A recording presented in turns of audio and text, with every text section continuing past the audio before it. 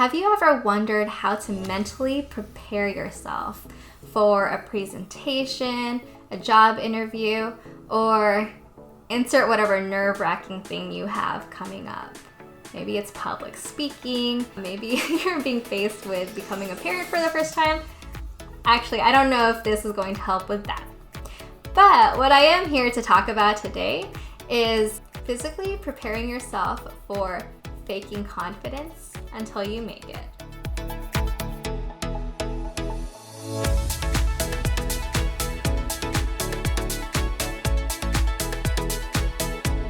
Hi, I'm Leah Fetterhoff, a user experience designer, writer, and life strategist, and I want to inspire you to thrive in work and life. Tony Robbins has a quote, "Where focus goes, energy flows." And this couldn't be more of the case with confidence.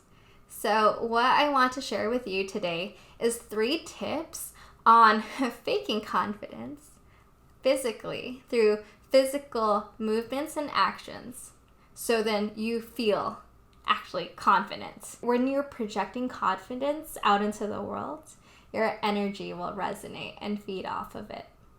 So, number 1, the first is posture. And you can do this sitting. I'm actually standing right now, but let me see if I can show you what I mean. So it's putting your arms behind your head like this. And if you get to the conference room a few minutes before, or a few minutes before the meeting's gonna start, maybe when you're in the bathroom or something, stretch. Make yourself bigger than you really are, right? Because we tend to tense up and get scared and hope no one sees us. But once you put your arms behind your head like this, it makes you feel more open to the space around you, and it invites that energy in. Essentially, it's what animals do in the wild too. Probably like peacocks. Like, they like to strut their stuff. So think of yourself as a big, mighty peacock. And one other thing I like to do, actually, this is like a bullet point 1A, I guess, is more relevant to in-person meetings, but getting to the table of a conference room a few minutes before everyone else does, claiming your space and literally getting a seat at the table. But if you have a laptop or a water bottle, place that in front of you. Claim that space. Not like the whole table, but at least an area enough for you to feel at home and at ease, so you do feel engaged in the conversation, right? Alternatively, if you're sitting in the corner close to the door and kind of like, I hope, I don't have to say anything, then why even be at the meeting at all? So that's what I would recommend for claiming your space and making yourself own that space around you. The second tip is if you're ever presenting on stage, and this is because you have a lot of eyes on you, own the pacing, own the rhythm.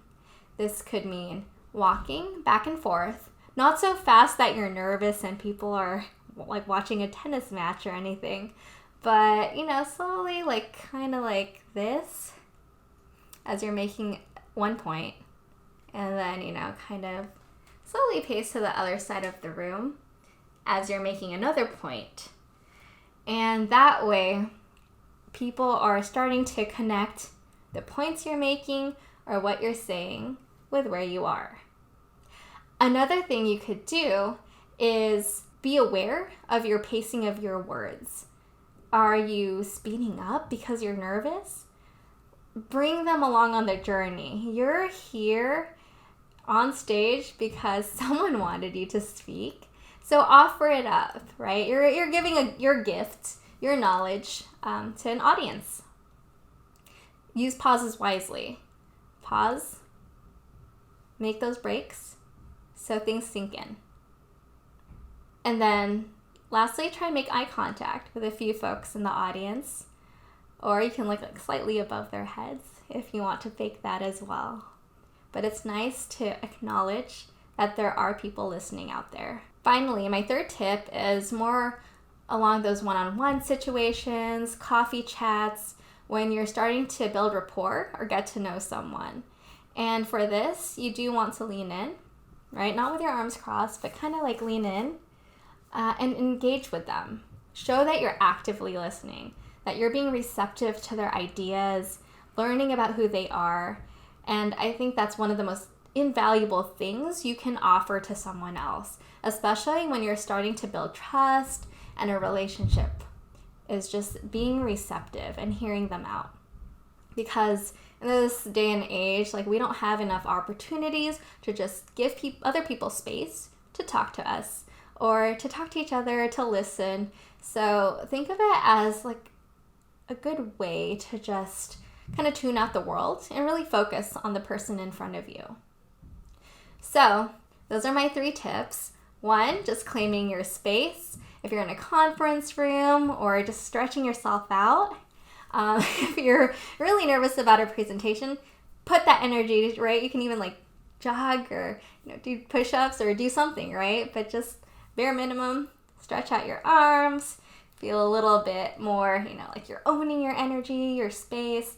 And then if you're at a conference table, a conference room in person, claiming the space around you, just so you feel like you're there, you're present. If you're up in front of a stage, pace yourself, make eye contact, and literally pace back and forth, different sides of the room, just so you're conveying that this is your space, right? No one else is going to be jumping on stage with you. That's all your space, so use it. And then finally, if you're trying to build rapport, you have a one-on-one conversation, lean in a little, don't cross your arms, just to convey that energy flowing between you and the other person. So you're receiving what they're saying, and then you're not just thinking about the next thing you're saying, but you're fully immersed, engaged, and present.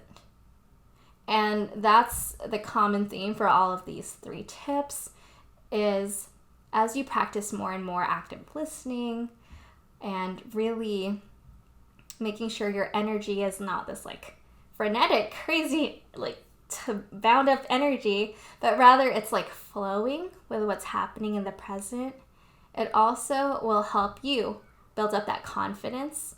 All right, so you become more focused on the conversation at hand instead of what is, going on through your own mind. So I hope those 3 tips help, and I hope that you do start feeling more and more confident so it doesn't feel like faking it anymore. And if you like this video, I encourage you to subscribe and check out more of my videos to help you thrive in work and life. If you want even more weekly inspiration, click on the link below or go to swishie.com, get my free guide, and if you join my newsletter, I send out weekly self-awareness challenges, freebies, and stories that I usually don't share outside of my emails. So it's just another fun way to connect. And if you're a woman of color seeking a like-minded community, check out my private Swishie Facebook group. Well, that's all I have for you today. So thank you so much for watching, and I'll see you next time here on Swishie.